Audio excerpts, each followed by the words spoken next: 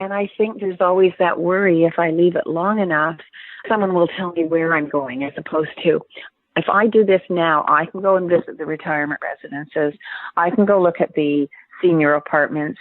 I can decide this for myself. Yeah. And then I can just announce to my family I'm doing this, and usually get their support. But you do have some family members, who really make the decision for some of their aunts or uncles or parents. Right. And those moves are usually tougher because there's a bit of an edge to, it's not my decision, they're making me do this sort of feeling. And that's what we really want to avoid. Right. We want people to at least be part of this adventure that they're on, as opposed to kicking and screaming to the new place. Just makes for a nicer transition for everybody. But, every so often you'll find, or health concerns too. Yeah. So as people age, they're not as mobile, and perhaps they're using a cane. They may be in a number of areas in the city, of course, have 2- and 3-story homes, and basements. We're big on basements in Toronto and the GTA. So a lot of people haven't been in their basement for a long time, particularly if they have a main floor laundry room. So you find your space becomes reduced as your mobility decreases. Then, you're maybe not going to the second floor. You've moved the bedroom to the main floor. You may use the main floor and a basement if that's where the laundry still is and you're not about to relocate it. But we find a lot of people are confined, or by the time people are confining themselves to 1 or 2 floors, that's when, the appeal of a condo or a senior's apartment or a retirement residence is starting to look pretty good. It's on one level, I'm in. Now, are there sort of, telltale signs that you think people should be aware of, that they see in a family member or in themselves, that mean that, it's really time for them to seriously consider downsizing? Are there any sort of telltale signs that you think are really important for people to recognize that say, okay, your family member does need to downsize now? Well, I think there, and it's really interesting. I think at certain times of the year, if you're helping out or visiting parents over the next holiday seasons, you'll maybe spend a little bit. You might spend an entire day, say at Thanksgiving, and be involved in some of the preparation, or with your parents or your mom or your dad, and they may come early for the family visiting and chatting. So there's a lot of things you can be looking at, but one of them is their ability, their social abilities is one thing to look at. And we find that when people have had a spouse who's passed away and they're in a big house or even a small one, the social isolation is really, really hard for people. Right. They can't get out as much. They may be at that stage where they're no longer driving by choice, perhaps, or by someone else deciding. So they become more and more isolated in their homes. And that's something then you start looking at, and there's all these different, we actually do a seminar on walk in their shoes, which is age sensitivity training. And we find that, your sense of smell goes, you have problems with eyesight, your eyesight becomes compromised. So these sort of things, you might find things in the fridge and you'll look and think, wow, there's all kinds of stuff in here that's past its best before date. Right. There's things in here that have mold on them. What are they thinking? This has got an expiration date, and quite often we find them of a couple of years previous. So those are the things to take a quick look at. Look at the cupboards and see, snoop around and ask and talk to your parents or loved ones about it. Say, when was the last time you made supper? Right. Because, we get together for family holidays, but are they eating well? Right. Is the mail piling up? Are there bills left unpaid? Those are the sort of things that are really good indicators of, maybe they're not coping as well as we think, but those are the signs that you see often if you spend the time over a holiday, which is a wee bit longer than a 45-minute visit, even once a week. If you're in there and you see them for 5 and 6 hours and you notice that they tire easily or they aren't hearing, the hearing thing is something. And there's a lot of things you can see in a longer visit. And we find that we get more phone calls after a holiday just because people have spent longer with their parents or aunts, uncles, whatever. It's funny. I was wondering about that because I know that there are certain times of year where, let's say, family lawyers will say that they get more phone calls from people getting divorced. And they say it's September and January. So I was curious if there was some sort of that same sort of seasonality to your business, and that as you were talking about the holidays. So does that mean that after Thanksgiving and after Christmas, that's when people start calling you because now they've spent some extended time with their family member? It often does. There's a bit of a spike. Yeah. The other thing is we will find that a lot of people will say, and I'm sure this is the same in the real estate business, but a lot of people will say, I'm not going to move until after, I want one more summer in my home. Right. And so we'll find a spike in, maybe September, October-ish before the winter. Or on the contrary, is I want one more summer. I don't want another winter. So it's really, either you're moving away from something or moving towards something else. Exactly. So you either really want to enjoy the good weather or you want to say, I've had enough of shoveling snow. And they're not doing it themselves, but I don't want to be going out in my neighborhood, when I'm not sure what the sidewalks are like, and it's time for me, to look at something that's more central, a retirement residence, a condo where people take really good care of the outside sidewalks and everything else, or there's a service that takes me shopping. It's all that. What services do people need? Yeah, of course. And when are they? And it just comes down to, or my daughter or son really can't take me out shopping. They can take me shopping once a week, but I kind of would like to do whatever.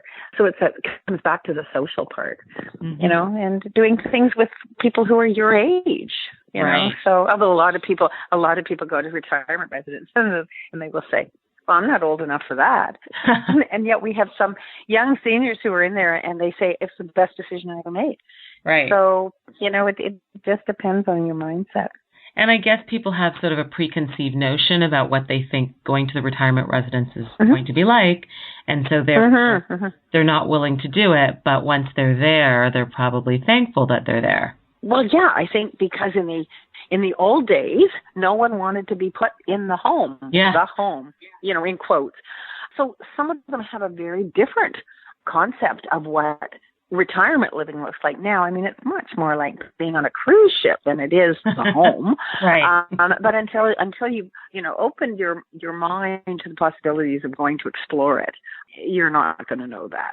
So we were laughing today and saying, so often in a group of friends, one person makes the jump or one couple, and they decide they're going to live in a retirement residence. And the others sort of hover around, they go over and visit, they go check it out, but they all sort of sit back and want to see how it's working before they make the leap. It's really quite funny because often you find when one moves to a retirement residence, their friends follow them. Interesting. It's really interesting because they now know they'll go into a place and it's like your first day at school. Yeah. You're much happier if you know somebody there. So moving to a retirement residence is much like, wow, at least I can have dinner with somebody I know. Or I can have coffee in the morning. So that the social part is very there, and it's so important. And we see people thrive. And families say, ever since Mom moved to the retirement residence, my gosh, it's made a heck of a difference. She's got more interest in life, more enthusiasm, and she's not just sitting there moping because a day could go by, 2 days could go by without anybody dropping in. Right, absolutely. So makes sense.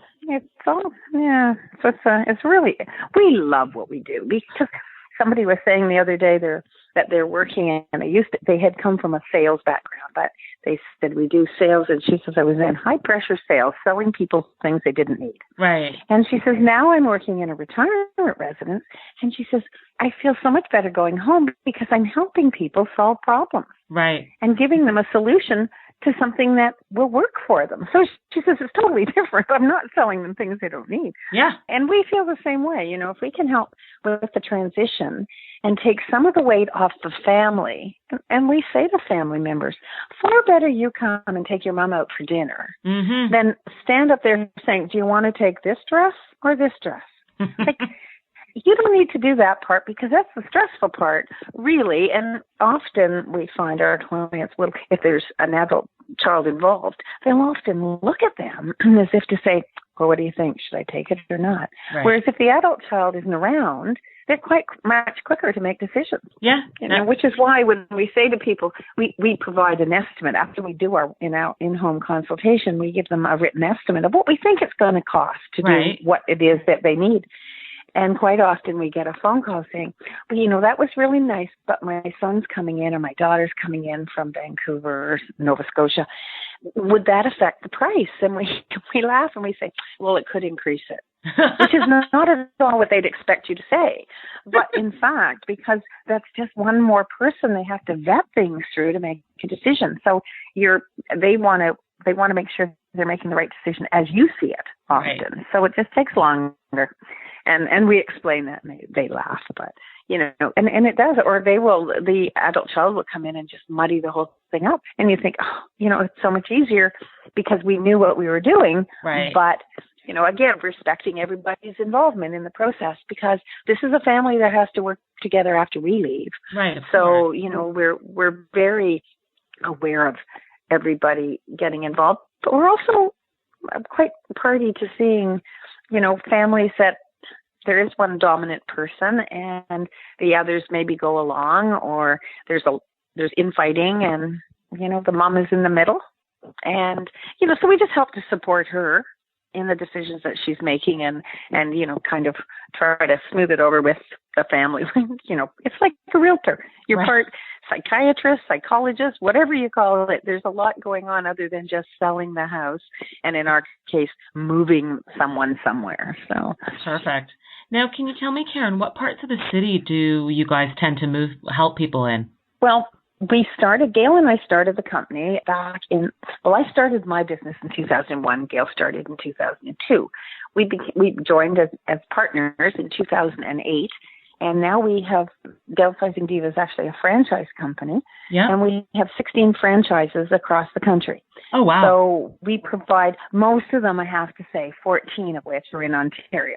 And one is in Victoria and one is in St. John, New Brunswick. So we think that's a Canadian company because we've gone coast to coast. There's just big hunks of it that we're not in. But primarily we do that, certainly the GTA. We go out to Burlington, up to Muskoka. Yeah. And actually, but we haven't got anyone. We provide services. When we looked at the franchise idea, Gail had an experience with a company that had franchised. And she phoned them to see if they could provide service to her. And she was told she was just on the wrong side of the border, like of a street. And she said, but I'm only 5 minutes over from that street. And they said, well, that's not our territory and we can't help you. Right. And then they asked her if she would like to buy the franchise. Oh. And she said, no, she just wanted the service. So she didn't really want to go into business. So we always said from the beginning that if someone called us and it was in an area that we're not currently working, we have a network of people across the country and into the States that we can help people anywhere with services similar. They may not be a diva, but they're certainly, we call them diva wannabes. They're somewhat insulted by that, but we know them because we've worked with them. They're our colleagues. They have training similar to ours. And we would trust them with our parents' move. So we can connect people. It might just, as I said, not be a downsizing diva yet. So we're working at, so basically anywhere in the GTA we can help. Awesome. That sounds great. Now, I always ask people that I'm interviewing what part of the city that they live in, just to, sort of bring it back home for people to listen to what part of the city do you live in, and, do you rent or do you own? Okay. I live in the Distillery District. Okay. Actually, I live at the Canary District. I have a place at the Canary, or at Distillery, but I'm living at the Canary District and I own. Awesome. That's great. And have you been in the ownership market for a while, or is it new to you, or? No, I've had houses, and I now I'm actually a landlord for the first time ever, so I'm renting a property. Yeah, and that, I thought you just cashed checks, but I had a little hiccup, and apparently you have to do work too. That's what I'm learning. I thought you just had, there was a chirping in the air conditioner evidently, so I had to fix the chirp.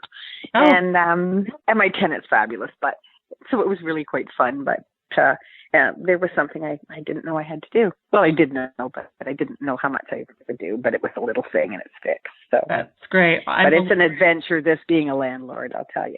Yes, I'm a landlord too, and usually when my tenants move in, I give them a bottle of Prosecco, and at Christmas time, I give them Christmas gifts because I just want all of us to get along well and I want us to have a good relationship. So